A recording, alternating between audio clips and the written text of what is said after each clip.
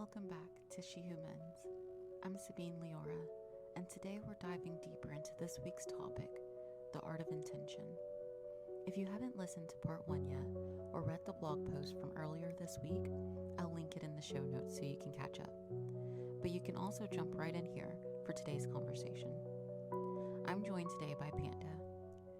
Together we'll unpack the layers of this week's theme and see where the conversation takes us.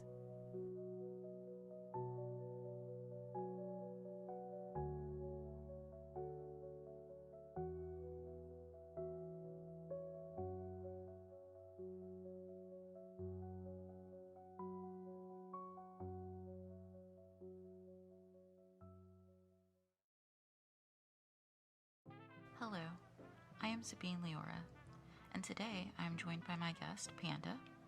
Hello everybody, good morning. Today we're talking about the art of intention and what it means and how it shapes our daily life and why it matters. Panda, if you would like to go ahead and share one sentence about what intention means to you. What intention means to me is a pretty deep question. It really means you have to put your mind at the forefront of what you really want and what your goal is. And what your intentions are. Could be very pure, like wishing somebody luck or hoping the best, like literally hoping for the best for them and not trying to put any evil intentions, like preying on downfalls or I hope such and such happens to this person. Intentions really do matter in this world. And I feel like if you put out more pure energy than you put out negative energy, you'll get more back into it. At least that's how I feel about it. I love that insight, Panda. For me, intention is the invisible thread that weaves your thoughts, words, and actions into a living tapestry. It's both the seed you plant and the path you walk forward. It's the difference between reacting to life and co-creating with it. In my blog, I talked a bit about a wish versus intentions. A wish is passive.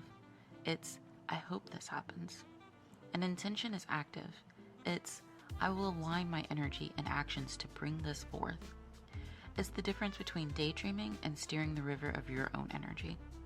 I feel like I can deeply resonate with this because I just recently had my own awakening where there are now things in life that I want to align my energy with instead of just pouring it out there poorly, I still kind of do, but I used to work every day just hoping that eventually my bank account will save up enough to live the life I want to live, or eventually, no real alignment, just survival, hoping that I'll get to that next step, but that next step never comes, as you guys probably know.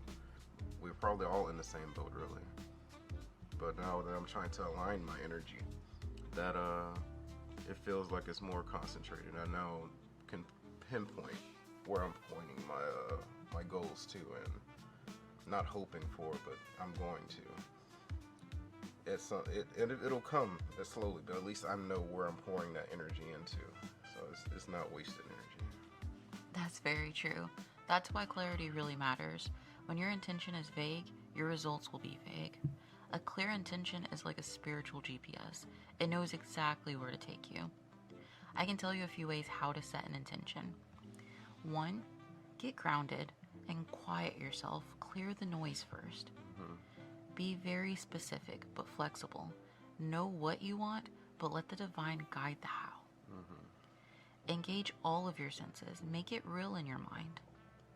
Write it down. Anchor it in the physical world. And infuse it into your actions. Let every choice reflect it. That's very powerful. Yeah.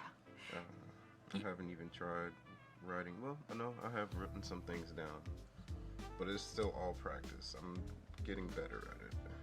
Yes, you can practice this daily in meditations and your rituals and your daily life, just speaking affirmations to yourself. I think where a lot of people do get stuck is rooting a lot of their intentions in fear, such as, I don't want to be alone. Instead of saying I don't want to be alone because you're still allowing loneliness to rule your thoughts, say I welcome relationships that uplift me. Being too rigid does not leave room for possibilities. And with no follow-through action, intention is just a wish in disguise. Yeah, I can see that. Definitely when it comes to fear. The way you think is so important. Seeing the glass half full instead of half empty, or I'm never sure which one of those is actually the better side of it, but I think it's seeing the glass half full. So there's always room for more knowledge, more love, more friends. But yeah, there's yeah, they say it's not your attitude, or your attitude determines your altitude. So if you can think positive, you can go a little bit further than somebody. Like, I'm pretty sure we've all worked with a person that's just a negative Nancy. They just nag, and all that negativity just makes you feel like, bruh, I can't do this anymore with this guy. He's always complaining about something. No one wants to be around somebody that has that much negative energy.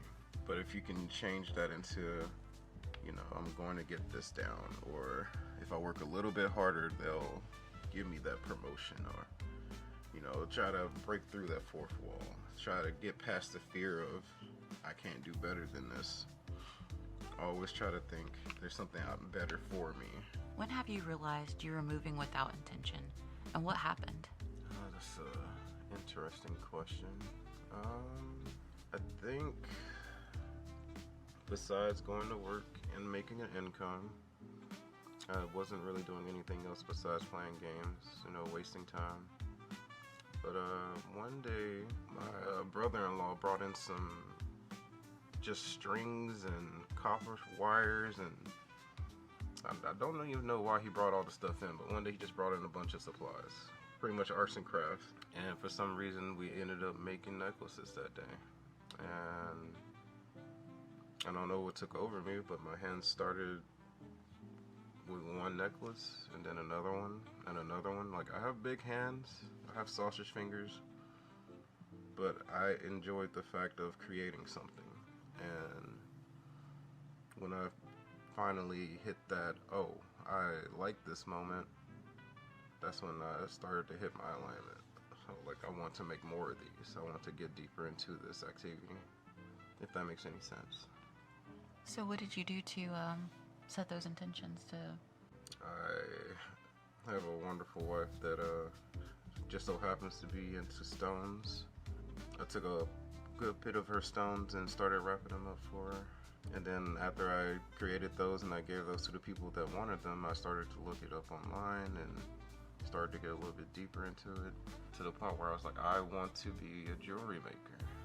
I want to pour my essence into this because this is really cool. And then once I started learning about jewelry, I started learning about other things, and then it felt like now my energy is starting to go towards something that matters and not just scattered to work and surviving.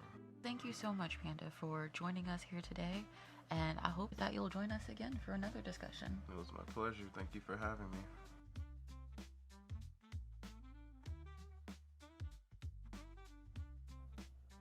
That's where we'll wrap up today's conversation here on She Who Mends.